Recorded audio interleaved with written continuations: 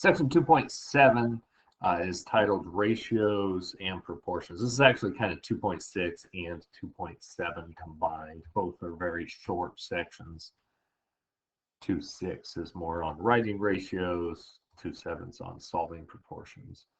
A ratio is defined as the quantitative relation between two amounts showing the number of times one value is contained within the other.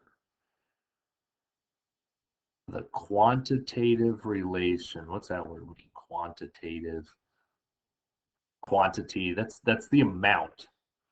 I guess amount right here, but the amount or the number.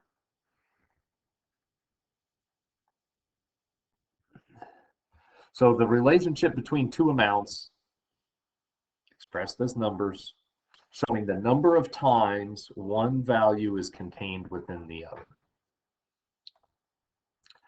There's a couple different ways that we write ratios.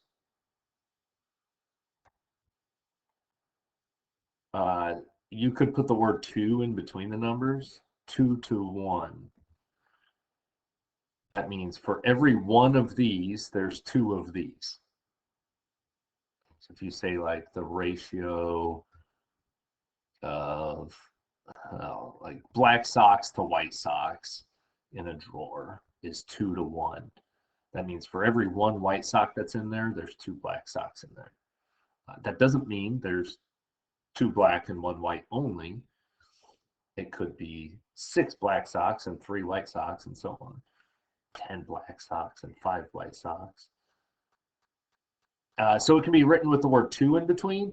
Sometimes you'll see it with a colon in between, 2 to 1. That means these mean the same thing.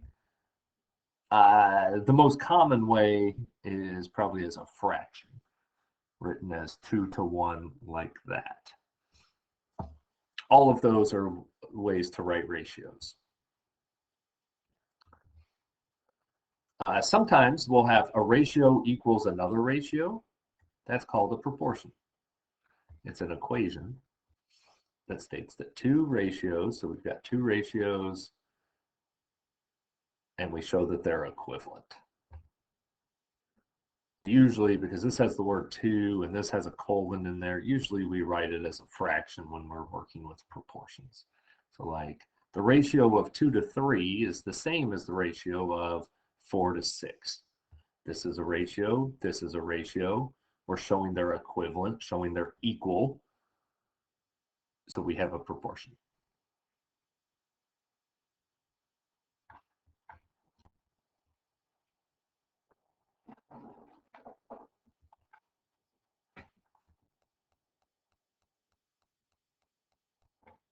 Example 1. Example 1, it's a long one. Don't write all this down. I would write down Austin has 44 CDs and Thomas has 52. That's the stuff you need here. Austin and Thomas, they're combining their CD collection. We know Austin owns 44 of the CDs. Thomas owns 52. That's showing the age of this example, the fact it's talking about CDs.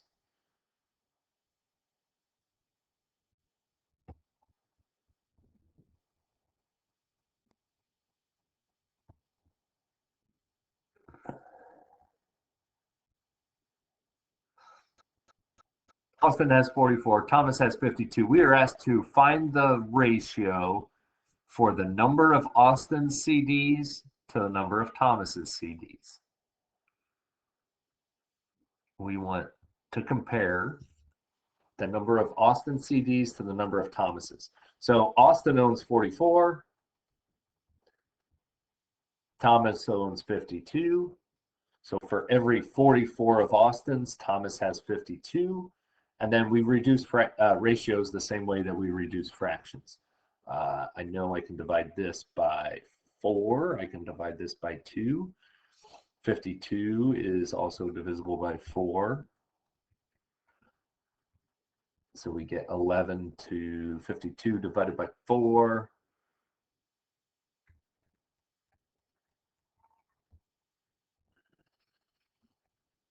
Is 13. So for every 13 of Thomas's CDs, Austin has 11. You can write it like that. You can write it like this. You can write it like this. Any of those are fine.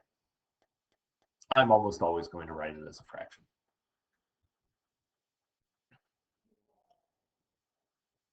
Part B wants to know the ratio of the number of Austin CDs to the total number of CDs in the entire collection. So we're comparing the number of Austin CDs to the total number of CDs in the collection. So Austin CDs, Austin had 44.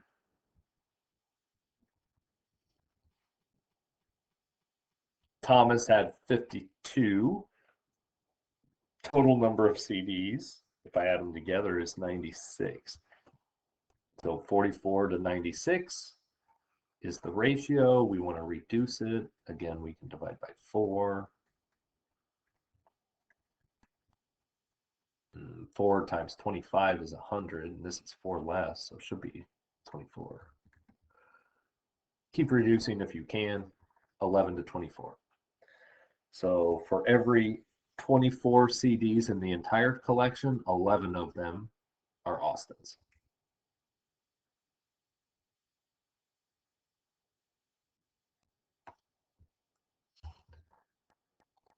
We solve proportions by using a method called cross multiplication. We are going to cross multiply to solve proportions.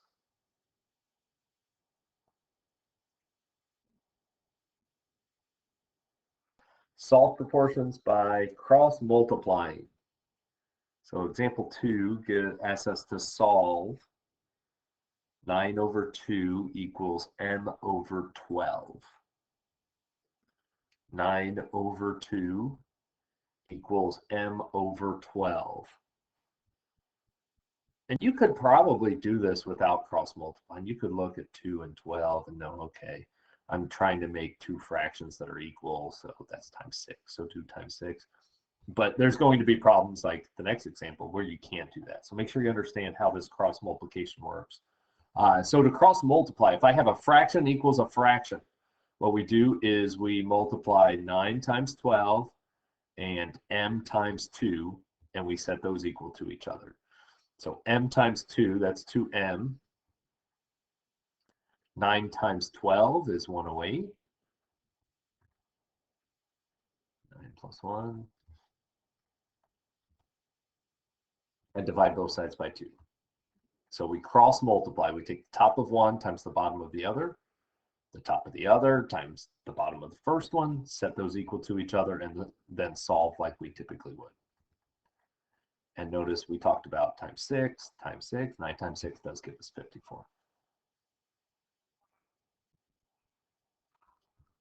Last example asks us to solve 8 over 12 equals r over r plus 1. And notice I mentioned, okay, that's the last one we could think through. This times what gives me here, and do the same on the top. Because I have variables on the top and the bottom, we can't do that this time. 8 over 12 equals r over r plus 1.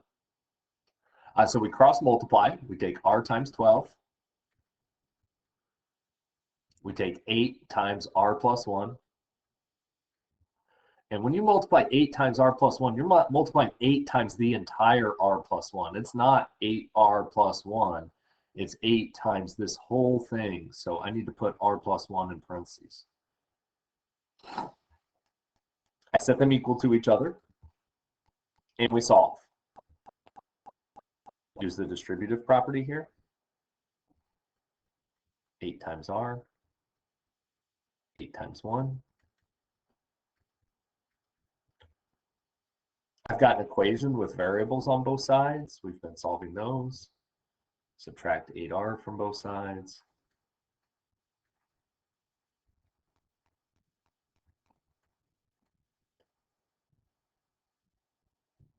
And divide both sides by 4. 8 divided by 4 gives me r equals 2. We can always check 8 over 12 equals 2 over 2 plus 1. Notice that that's divided by 4 and divided by 4. Yep. We know our answer is correct.